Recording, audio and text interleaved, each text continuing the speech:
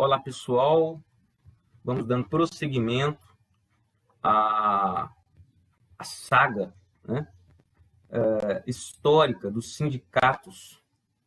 Neste vídeo, nós vamos estudar a história dos sindicatos em nosso país, né, utilizando esse material,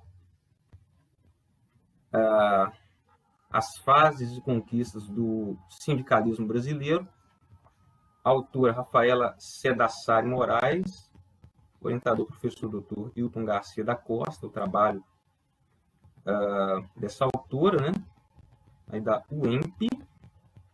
Então, aí nós vamos investigar, né, tal como nós fizemos no vídeo anterior, toda essa trajetória. Sejam bem-vindos. Meu nome é Felipe Sampaio, sou bacharelando em Sociologia pela Uninter, RU 2789307, Polo Itapiruna, Estado do Rio de Janeiro. Então, vamos iniciar os nossos trabalhos. Bom, a formação dos sindicatos no Brasil, fase anarcossindicalista. Em meados do século XIX, surgem no Brasil as primeiras formas de organização operária. As pioneiras foram as sociedades beneficentes. Nessas, os operários prestavam ajuda mútua nos casos de desemprego, despesas com funeral, doenças ou incapacidade plena para o trabalho. Vale frisar que, nesse período, os operários acabavam por sofrer graves acidentes no trabalho. Isso ocorria na maioria das vezes, devido à falta de regulamentação das condições básicas de higiene e de segurança nas fábricas. Então, é importante conseguirmos aí verificar, né, nessa primeira fase, o papel das chamadas sociedades beneficentes, aí como pioneiras, né, como primeiras instâncias, né, primeiras esferas que vão logo propiciar, né, o surgimento desses primeiros sindicatos no nosso país. Isso no século XIX. Né? Século XIX, um século onde percebemos uma coexistência, especialmente até o final deste século, né, entre aquilo que era considerado arcaico e aquilo que seria considerado, para a época, novo. Né? O arcaico, a escravidão, forças produtivas que eram consideradas ultrapassadas, né, dentro de uma ótica, né, determinada ótica, e o aparecimento justamente de novas forças produtivas. Né? Então, a gente percebe aí já uma contradição. Né?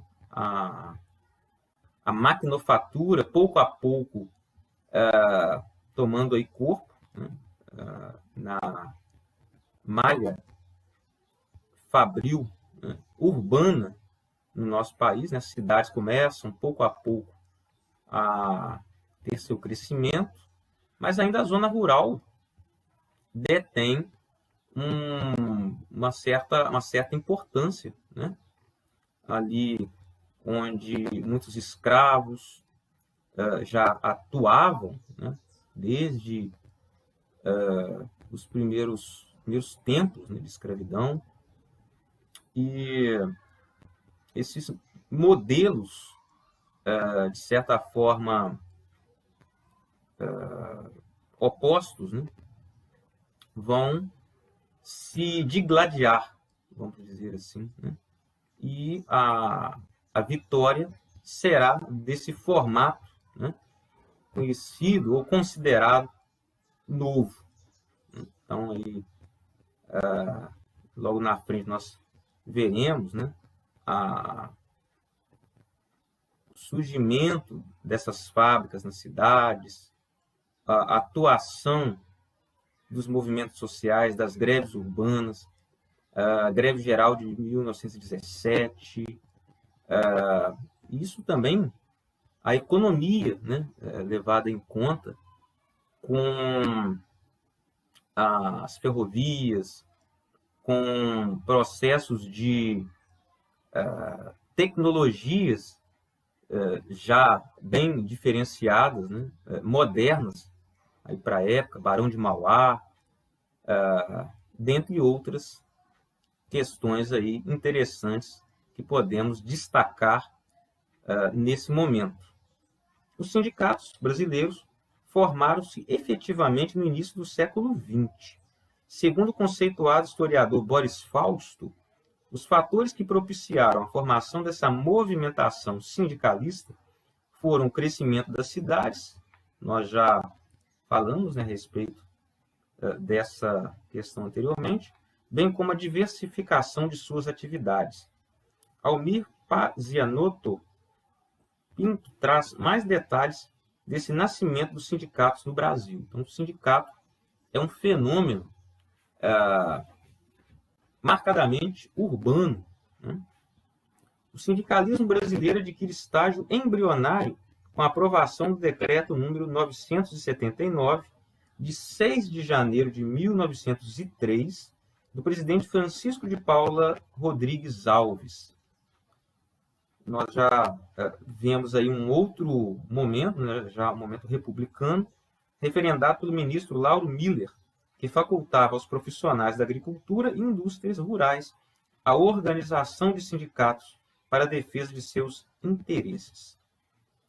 Então, é interessante nós observarmos, né, que durante a chamada República Velha, ou República Oligárquica, né, em que testemunharemos o revezamento entre São Paulo e Minas Gerais, né, política essa conhecida como política do café com leite, o revezamento desses estados, né, políticos desses estados no poder, né, vamos percebendo, chegando ali na década de 20, né, do século 20, justamente pressões, né, pressões contrárias a esses movimentos já atuantes no cenário político, né, cenário sociopolítico brasileiro.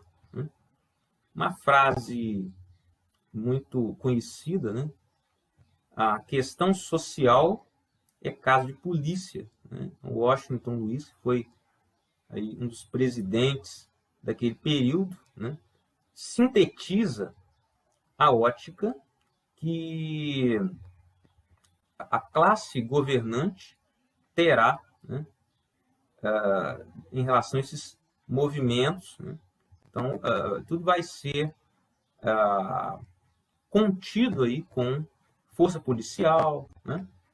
E todo o aparato, né, já lembrando, né, a Revolução Industrial, que nós vimos no vídeo anterior, né, primeira etapa especialmente, com todo o empenho, né, da burguesia inglesa e de outros estados nacionais no sentido de contenção, né, desses movimentos. Então, no Brasil também não será diferente. Né? O aparecimento, a presença de imigrantes italianos também traz consigo uma forte influência anarco-sindicalista, né? Destacando a importância de Malatesta, né? Um italiano que vai ser um elo muito importante aí para a consolidação, para a difusão desses ideais, dessas ideias anarco-sindicalistas em nosso país. Vamos seguindo.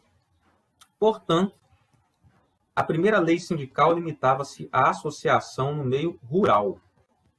Enquanto isso, o operariado na Primeira República praticamente não tinha direitos assegurados. Enfim, não gozava de férias remuneradas, os salários eram baixíssimos, as mulheres não contavam com licença maternidade, não havia licença saúde, as jornadas de trabalho, por vezes, chegavam a 16 horas. Notem uma situação um tanto parecida, né? Apesar de um contexto diferente e também de um local, né, diferente, mas a gente percebe aí algumas situações semelhantes, né, à primeira fase da Revolução Industrial abordada no vídeo anterior. Nesse contexto, tais trabalhadores foram se dando conta de que era preciso se aliar para conseguirem obter melhorias em suas condições de trabalho e passaram a se organizar para atingir tal fim. Então, nós temos aqui a tomada da consciência de classe, né? Marx já havia colocado que as sucessivas crises do sistema capitalista, a exploração muito intensificada, né, desse sistema geraria uma situação de pobreza, de mal-estar, né, de péssimas condições às famílias, né, operárias, e nesse sentido, essas agremiações, né, compostas aí por operários se tornariam realidade, né, e estariam aí direcionadas a um processo revolucionário, né? Lembrando de um detalhe também importante, né, que é a divisão do trabalho e a redução, né, do operário a uma coisa, né, um robô, né, que rotineiramente faz as mesmas operações, né, diuturnamente, tal como nós vemos, tal como nós assistimos no filme Tempos Modernos, de Charlie Chaplin, né? Então, os operários produzem, mas aquilo que eles produzem, eles não podem obter, né, devido justamente ao salário baixo, né, que mal dá para sustentar a si e a sua própria família, né, seus filhos e dependentes. Então, conhecimento, como nós vimos lá na Revolução Industrial, conhecimento que os operários, né, lá na primeira Revolução, os artesãos principalmente, tinham, vai se fragmentar, né? E isso faz com que a mão de obra seja cada vez mais especializada, né? E à medida em que se perdia o emprego, ficava também difícil aí encontrar um novo, né? Essa realidade não é tão diferente dos nossos tempos, né? Essa adaptação, né, que o operário tem de ter, o trabalhador tem de ter com as tecnologias, né? Então, essas situações já vão sendo verificadas desde aí os primeiros tempos, tanto na Inglaterra, aí do final do século XVIII e XIX, né, como também no Brasil, no final aí do século XIX, e transitando aí para o século XX. Nesse contexto, várias correntes foram se formando para representar os trabalhadores urbanos brasileiros. Dentre elas, vale destacar a dos revolucionários, a dos reformistas e do Partido Comunista do Brasil. O Partido Comunista do Brasil, a formação do PCB também vai ser aí um momento, né, que nós podemos destacar, né, especialmente também naquele período, década de 20, né, quando o PCB surge. Nós temos também a Semana da Arte Moderna em São Paulo e outros aspectos que nós vamos gradativamente destacando. No tocante à primeira, pode-se afirmar que sua principal forma de luta eram as greves. Tal corrente, que se pautava nos anarquistas italianos, recusava-se às negociações para obter conquistas parciais e sonhava com a sociedade livre da opressão dos patrões. Já para a segunda, ou seja, dos reformistas, a greve também era relevante, mas deveria ser utilizada em último caso, quando esgotadas todas as possibilidades de negociação com os patrões. Lembrando que a corrente anarquista, como nós destacamos no vídeo anterior, né, defende uma imediata abolição do Estado, né, e da propriedade privada, enquanto para os marxistas, para as correntes que se pautavam, né, nas ideias de Marx e Engels, era necessário um processo, né, um processo transitório, né, aí dentro do socialismo, né, fase pós-revolucionário, né, pós-revolução. Aí nós teríamos a ditadura do proletariado e a obtenção do comunismo, né, tal como os autores enfatizam em suas obras. Então, nós temos aí algumas distinções importantes a serem feitas, serem destacadas.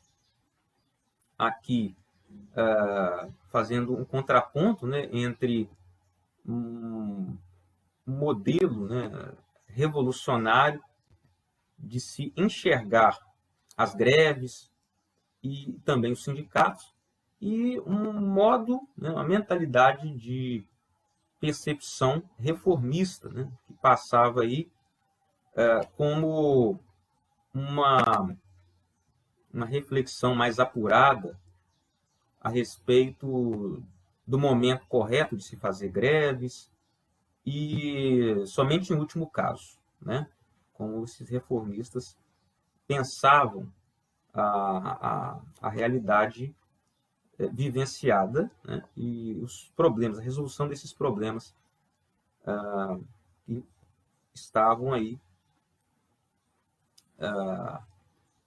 batendo a porta, né, da classe operária. Os sindicatos reformistas enxergavam a política como forte aliada e chegaram até a lançar a candidatura de alguns operários às eleições. Tal prática também foi adotada pelos integrantes do Partido Comunista do Brasil, visto que se usavam dessa participação nas eleições para divulgar seus ideais.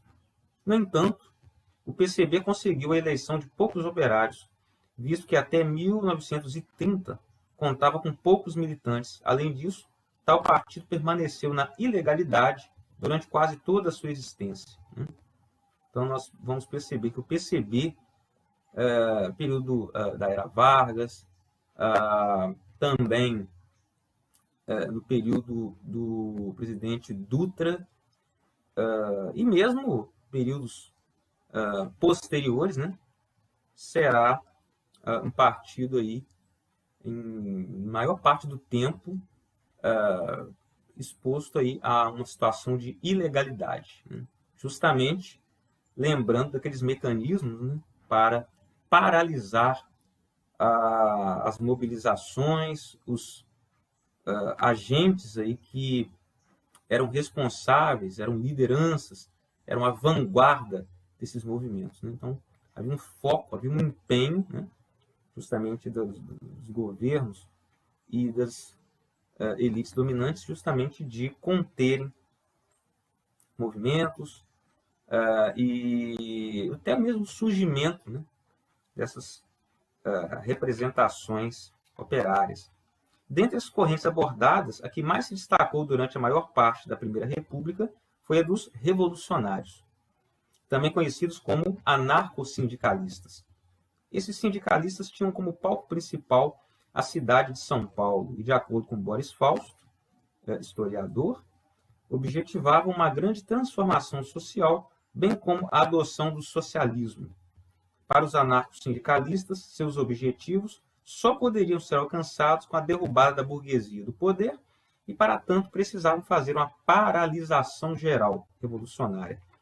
Eles almejavam uma sociedade organizada, em uma federação livre, composta por operários, enfim, uma sociedade igualitária, sem a presença do Estado.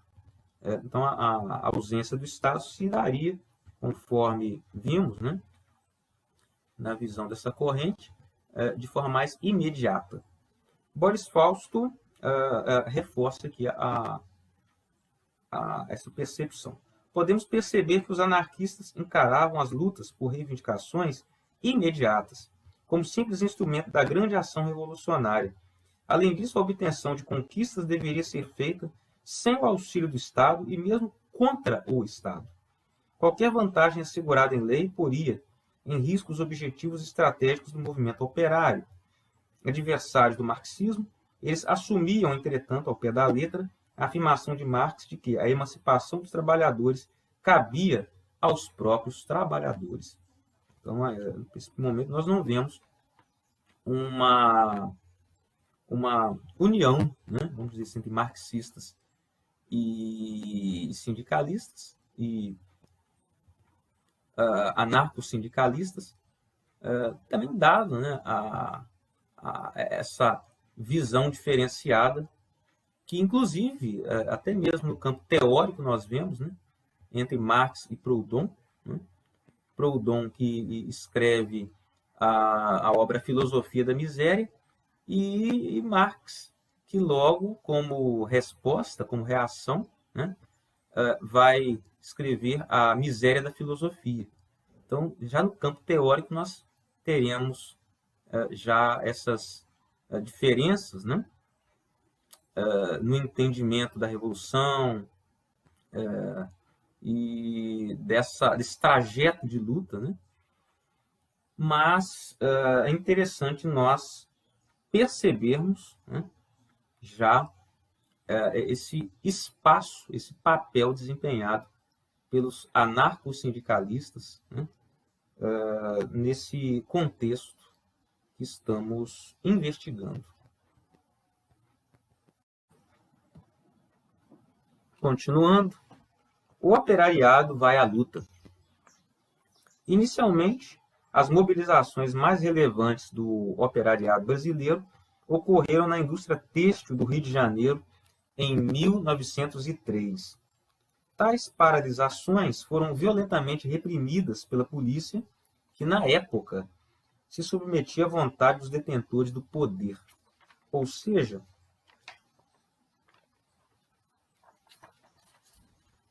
os empregadores.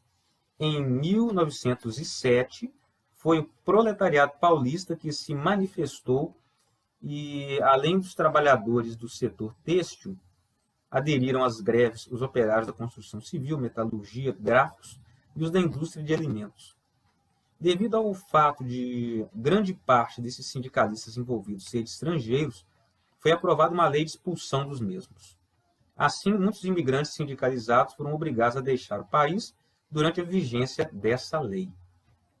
Então, aqui também fazendo um contraponto aí com as pressões, né, da burguesia na primeira etapa da Revolução Industrial, nós percebemos aí o emprego de leis, né, leis essas que impedirão, né, servirão de obstáculos ao processo de união dessa classe operária a fim de lutarem, né, por seus ideais. E aqui no Brasil também não foi diferente. Não apenas essa lei, mas tantas outras numerosas leis que foram baixadas em diferentes momentos, em diferentes governos para abafar, para impedir, né, justamente essas mobilizações. Mesmo com tamanha repressão, os trabalhadores fizeram novas paralisações, pois apenas por meio dessas conseguiam ser ouvidos. Nesse sentido, vale destacar a visão de José Carlos Arouca. Se a força de trabalho era o único bem que os proletários possuíam, negá-la, comprometendo a atividade empresarial e a obtenção do lucro, passou a ser a forma de pressão em favor de suas reivindicações.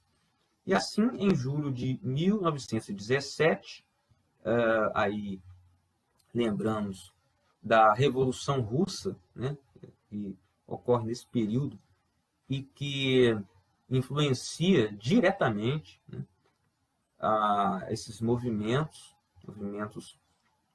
de trabalhadores. Então, aqui nós perceberemos uma greve geral, né, ocorrida em São Paulo, marcando profundamente a Primeira República. Com a referida paralisação, os operários almejavam as seguintes conquistas. Então, aqui nós vamos descrever, né, algumas dessas conquistas que esses operários visavam, né, nesse período em questão. Liberdade para os detidos pela greve, respeito ao direito de associação aos trabalhadores, que não houvessem demissões pela participação na greve, abolição do trabalho de menores de 14 anos nas fábricas e oficinas, né? A gente pode fazer aí um contraponto com a primeira etapa, né, da Revolução Industrial Inglesa, proibição do trabalho noturno aos menores de 18 anos, abolição do trabalho noturno às mulheres, aumento de 35% para salários inferiores a uma parcela de 25% para os salários superiores, pagamento de salários a cada 15 dias ou 5 após o vencimento, garantir trabalho permanente aos empregados, dentre outras reivindicações, outras demandas, né, que o autor vai nos colocar, né, tendo aí um cenário bem traçado, né, de ideais e do sentido, né, a qual caminhavam essas lutas, essas atividades desses grupos. Em meio à manifestação, alguns bairros paulistas chegaram a ficar nas mãos dos grevistas. Mas ao término do movimento, viu-se que os ganhos foram parcos.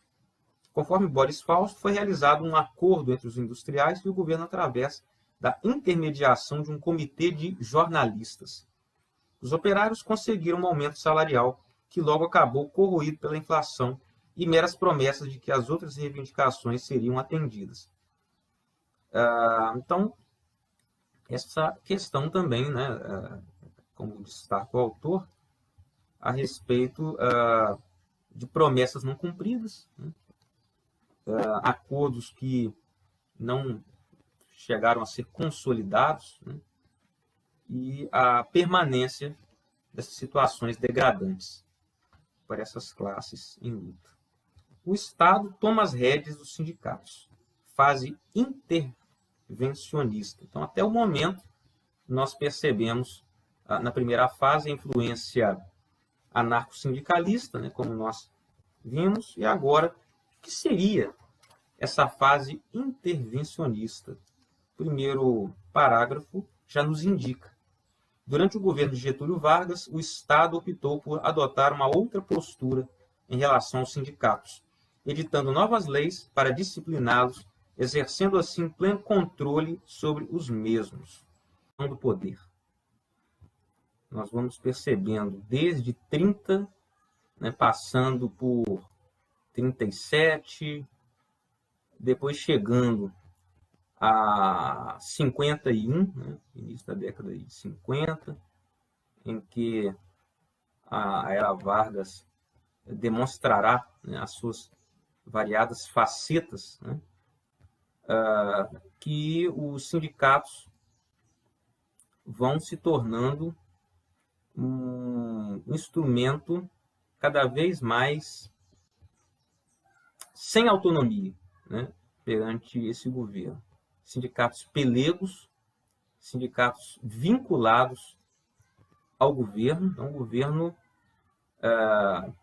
vai, a partir desses mecanismos, né, de controle, esvaziando essas propostas, esses ideais de encaminhamentos de lutas no sentido mais revolucionário, no sentido de mudanças mais estruturais, né? Então,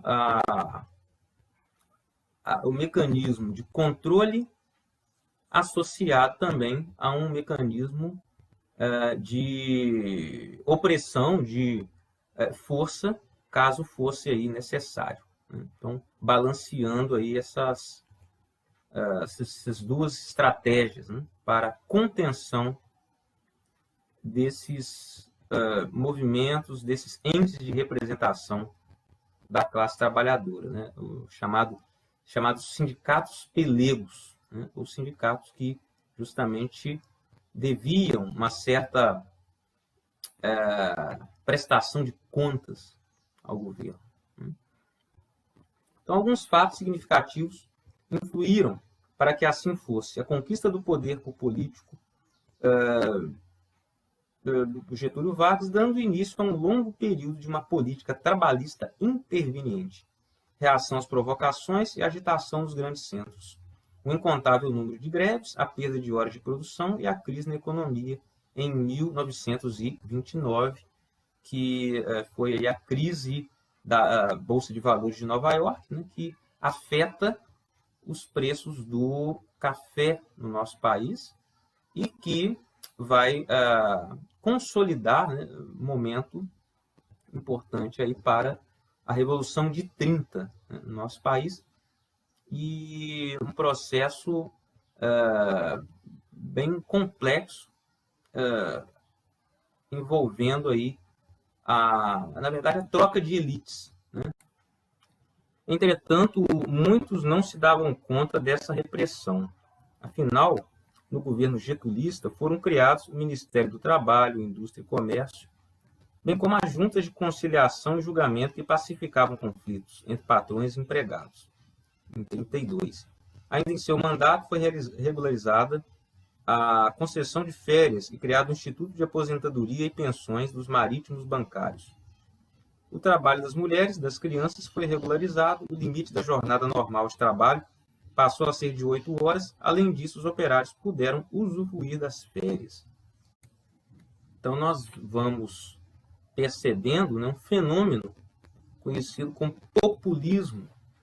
O populismo que esteve presente, né, e ainda se faz presente, né, em nosso país, e especialmente na América Latina, né, que deixou rastros aí numa situação sociopolítica ainda estudada, né, pelos cientistas políticos e pela própria sociologia política, para a compreensão de suas características, né, mas podemos perceber uma certa valorização do líder, né, carismático, que realiza essas concessões de uma forma vertical, né, fala diretamente para as massas e utiliza da propaganda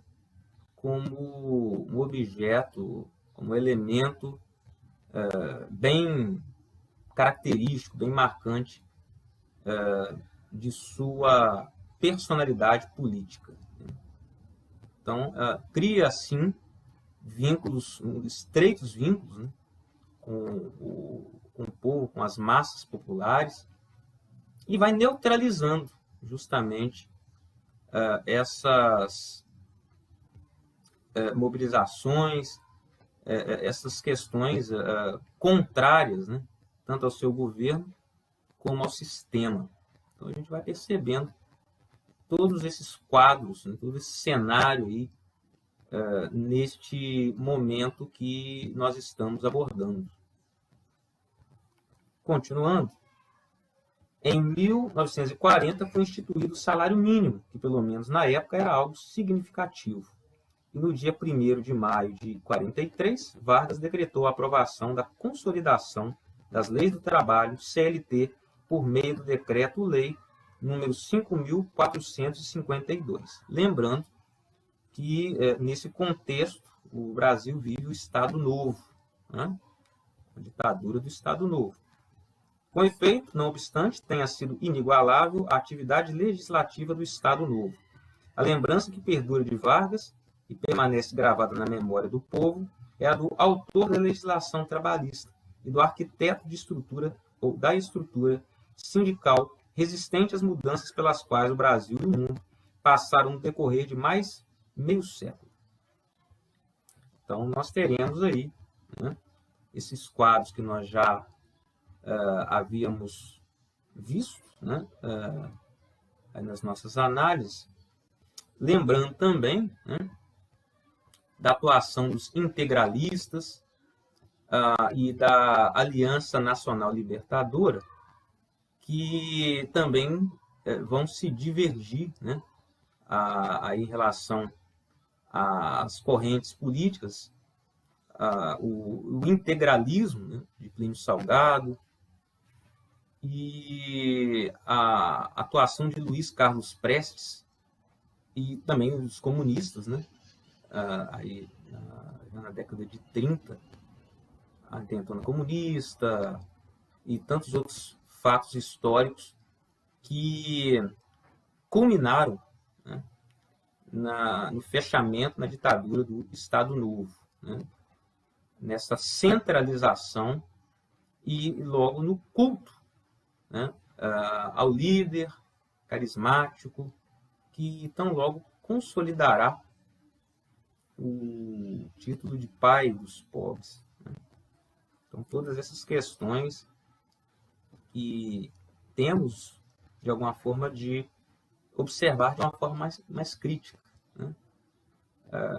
O significado de todo esse contexto, onde os sindicatos estão ali imersos, né? Estão compondo, né, essa realidade. Então, quadros bem diferentes, né, dos anteriores, quando nós vimos ali a década de 20, né, também os idos do século XIX, e agora pegando a década de 40 do século XX.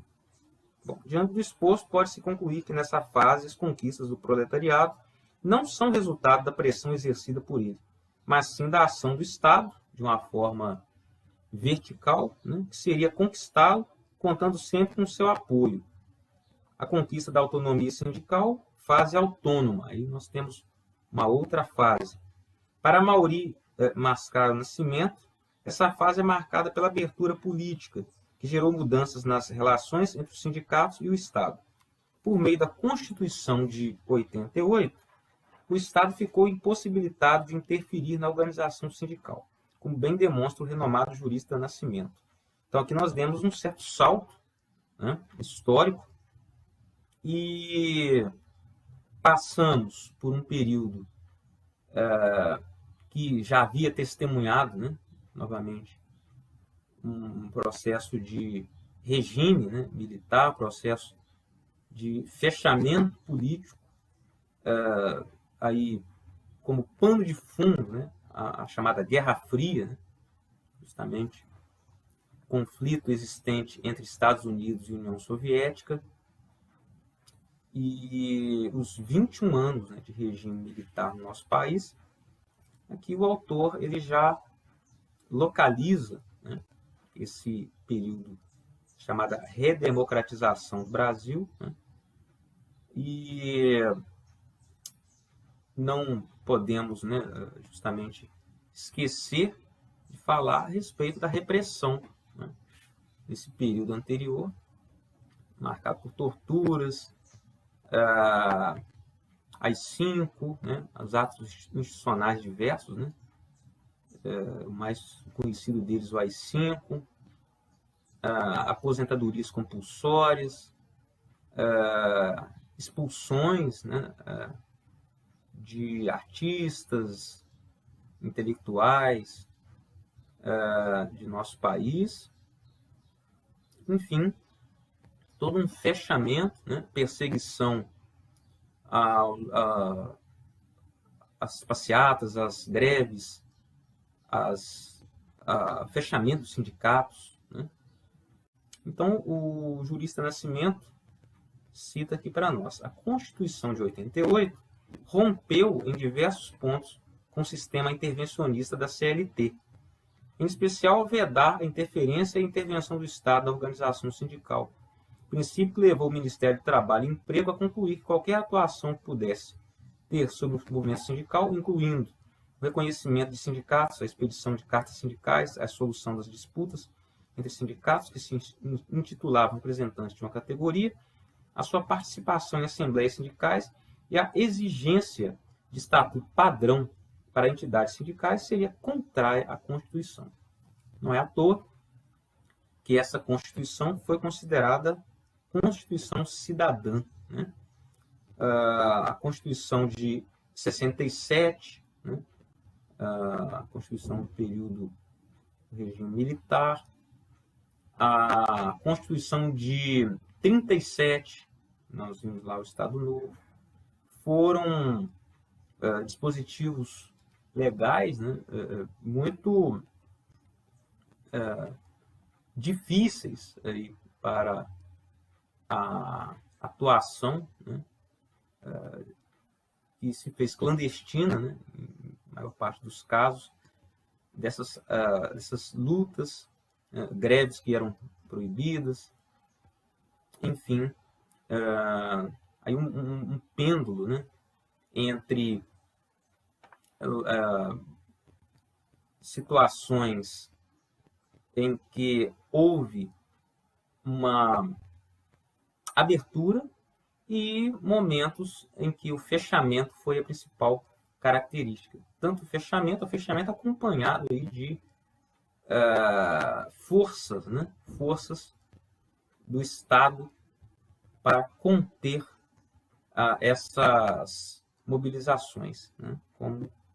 Como visto. Essa autonomia alcançada pelos sindicatos trouxe muitos benefícios aos trabalhadores. Afinal, os sindicalistas passaram a atuar com mais poderes nas mãos, passando a representá-los sem temor de outros tempos. Entretanto, tal liberdade passou a ser usada por pessoas de má índole, que se dizem sindicalistas, mas só lutam em causa própria. Bom, ao mesmo tempo, também temos que registrar o surgimento da CUT, Central Única dos Trabalhadores, a CGT e a organização, né, dos metalúrgicos no ABC Paulista, né, no final dos anos 70, que também, em conjunto, né, vão significar um elo de resistência durante esse período, né, e um instrumento de organização da classe trabalhadora. Essa autonomia alcançada pelos sindicatos trouxe muitos benefícios aos trabalhadores. Afinal, os sindicalistas passaram a atuar com mais poderes nas mãos, passando a representá-los sem o temor de outros tempos. Entretanto, tal liberdade passou a ser usada por pessoas de má índole que se dizem sindicalistas, mas só lutam em causa própria. Então, aqui, o autor destaca a questão de distorções, né, no interior dos sindicatos, em que, tal como em qualquer atividade, pode haver ali pessoas que não cumpram a finalidade e não estejam sintonizadas, né, aos ideais da essência desses sindicatos. Então, aqui, o autor reconhece, né, justamente essa problemática, né, que ainda, infelizmente, nós constatamos, né, em alguns casos relacionados. Bom, Nascimento discorre que a facilidade em fundar sindicatos possibilitou o surgimento de sindicatos sem expressão, alguns até com o intuito de provocar cisões em categorias econômicas e profissionais. Para esses, o objetivo maior é o de elevar a cobrança de categorias econômicas e profissionais.